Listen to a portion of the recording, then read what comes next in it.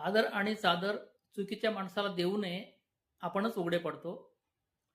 शून्यालाही देता येते किंमत, फक्त त्याच्यापुढे एक होऊन उभे राहा.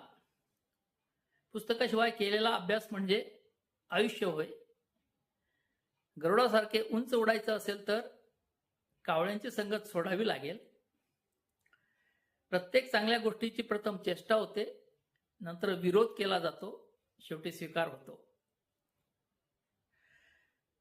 आपण आपल्या बुद्धीनुसार आणि शक्तीनुसार कितीही चांगले जीवन जगत असलो तरी नियतीने मांडलेला डाव आणि ठरविलेला शेवट आपल्याला स्वीकारावाच लागतो. मित्रांनो, व्हिडिओ आवडला डेफिनेटली शेअर करा, लाईक करा, सबस्क्राईब करा. थँक यू फ्रेंड्स, फिर मिलेंगे.